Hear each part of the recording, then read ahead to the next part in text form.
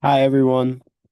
This is my presentation on John Dewey, the father of progressive education.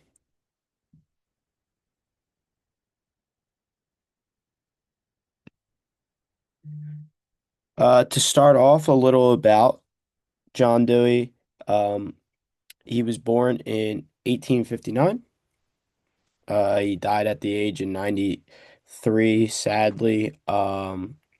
He was a pretty cool person studying both uh, philosophy and psychology.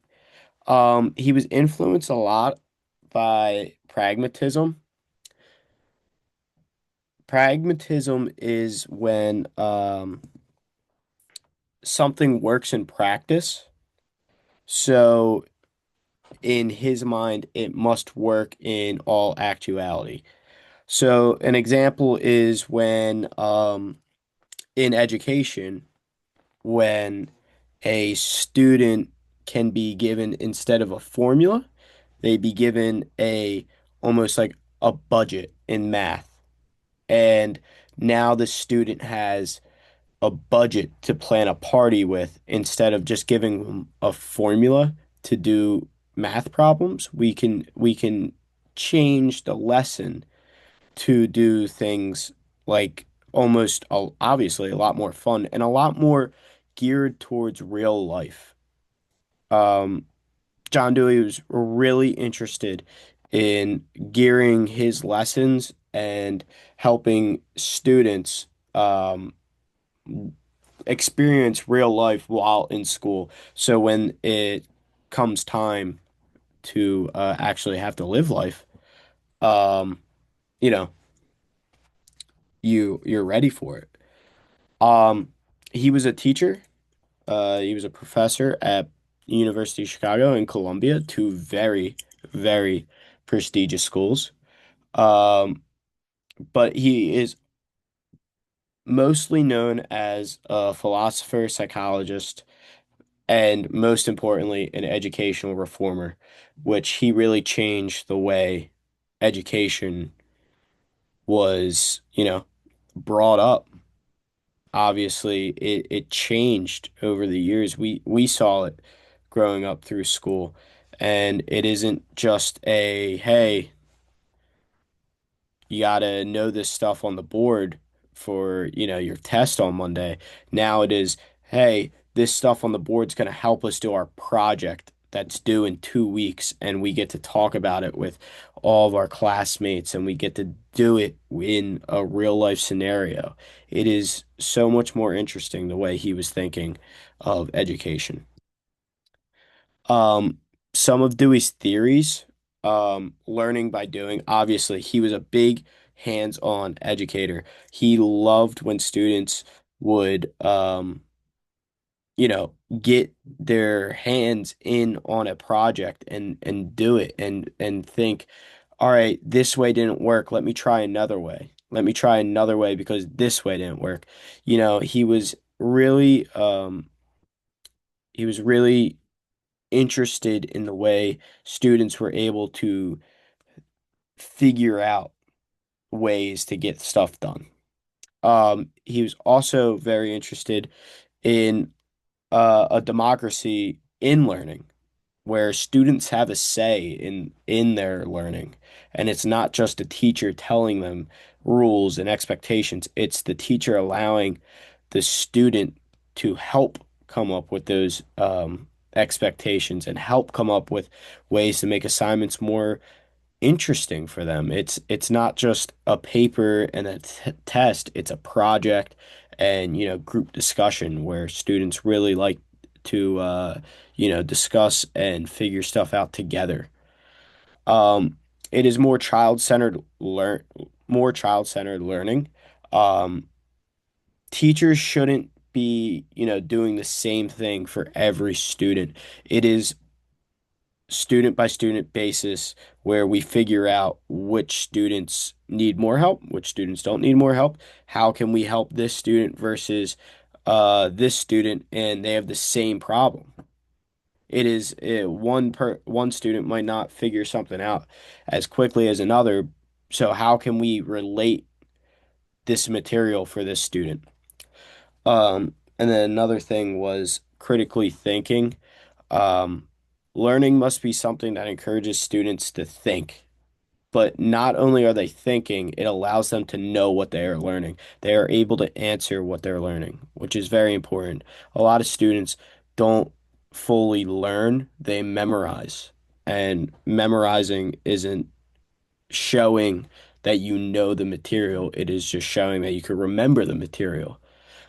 Um, on the left here, there is a picture of, Dewey's theory in work in a, picture form. First you experience something firsthand as a student, and then you get to share it with your fellow students, with your teacher to show your findings. Um, and then you examine that process of how you figured all that out. And then you're able to show your connection to your answer also to what we are putting on, together.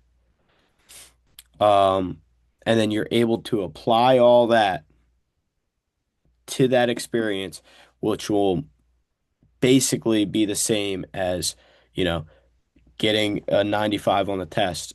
But instead of getting a 95 on the test, we went hands-on and we were able to experience something in a different way.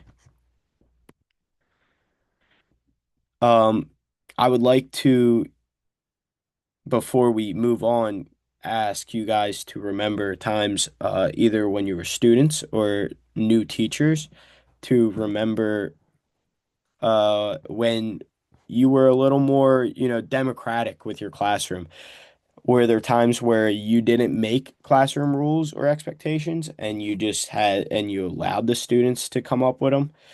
Or, something along those lines of being kind of almost student-led your classroom. You're just there to make sure everything stays, on task. Um, I think there are Dewey's ways of thinking in his new classroom ideas, which they're not really new anymore, but it seems like they're being executed better nowadays. Um, so I have a problem that was faced by Dewey and then his solution to the problem. If a student felt like they didn't have a voice, Dewey's solution was simply help in making classroom rules and then tell me, the teacher, what kind of, you know, what kind of assignment would be beneficial for you as the student? What kind of assignment's going to help you learn versus what kind of assignment's not?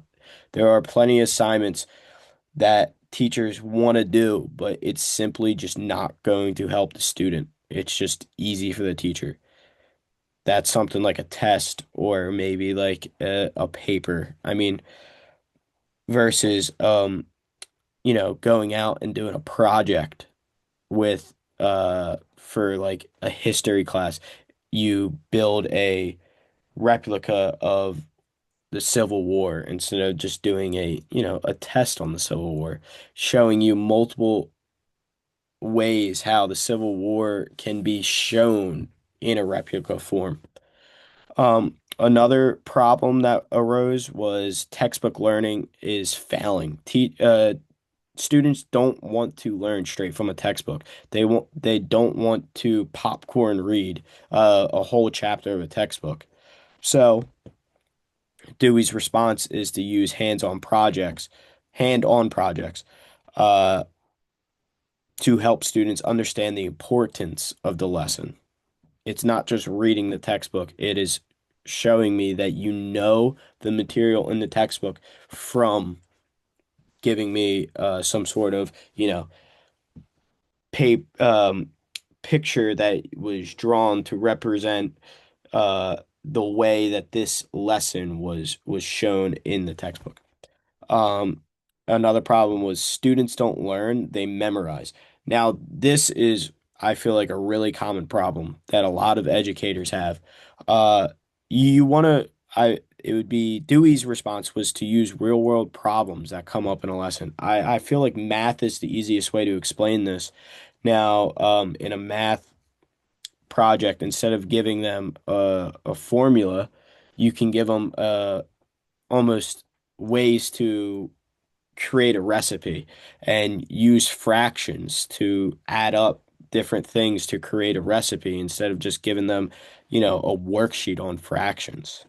I feel like it shows them that math is means more in the real world than a lot of students previously think. Um, just just John Dewey as a person cared a lot about, the youth of the world. It wasn't just America, it's the world. And he wanted everyone to have their own course of learning, meaning, obviously, I said this already, but students don't learn the same. He wants students to figure out ways to, well, not students, he wants educators to figure out ways to help students learn the best they can. He would not like standardized tests at all. It just groups students together instead of trying to help them learn in their own ways. Um, he wants students to enjoy their learning experiences. Uh, I would like us all to think back to a time where we enjoyed learning. What was something we liked doing in the classroom? I mean, there was a bunch of things throughout school that I actually gained a lot out of and I like doing. And that's exactly what John Dewey was trying to do. He was trying to get kids to enjoy learning, which in turn will help educators enjoy teaching. And yeah, thank you very much.